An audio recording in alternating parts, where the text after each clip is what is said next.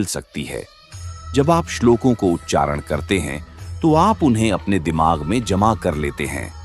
श्लोकों को समूहों में बांटें और उन्हें याद करने का प्रयास करें।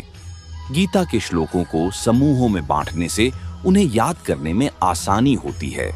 आप श्लोकों को उनके विषय के आधार पर या उनके अर्थ के आधार पर समूहों में बांट सकते हैं। श्लोकों को याद करने के लिए सहायता प्राप्त करें। यदि आप गीता के श्लोकों को याद करने में कठिनाई महसूस कर रहे हैं तो आप सहायता प्राप्त कर सकते हैं। आप किसी विद्वान या शिक्षक से मदद ले सकते हैं।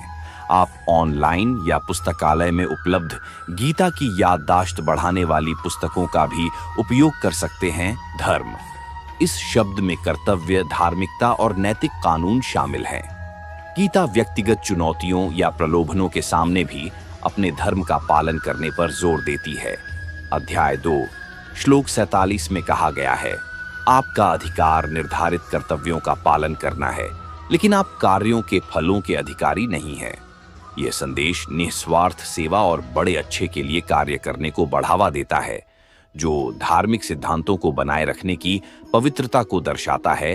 कर्म, यह अवधारणा कारण और प्रभाव के चक्र को संदर्भित करती है, जहां हमारे कार्यों के परिणाम होते हैं। गीता परिणामों से जुड़ाव के बिना अपने कर्तव्यों को पूरा करने का प्रोत्साहन देती है। अध्याय 3 श्लोक 19 में कहा गया है, इसलिए हमेशा अपने निर्धारित कर्तव्यों का पालन करें, क्योंकि निष्क्रियता से बेहतर है कर्म करना। यह सुझाव देता है कि सुनिश्चित परिणामों के बिना भी सार्थक गतिविधि में संलग्न होना निहित मूल्य रखता है और इसे पवित्र माना जाता है।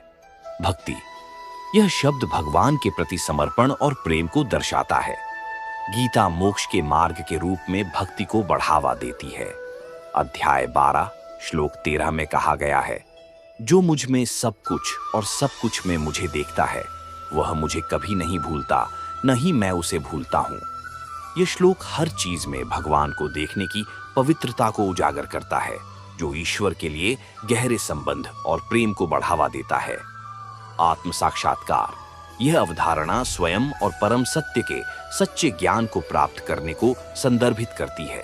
गीता आत्मज्ञान प्राप्त करने पर और आध्यात्मिक साधनाओं में संलग्न होना इस पवित्र ज्ञान को प्राप्त करने के लिए आवश्यक है।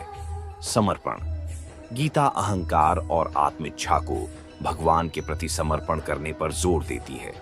अध्याय 18 श्लोक 66 में कहा गया है, सभी प्रकार के धर्मों को छोड़कर बस मेरे सामने समर्पण करो, मैं तुम्हें सभी पापों से मुक्त कर दूंगा। डरो मत।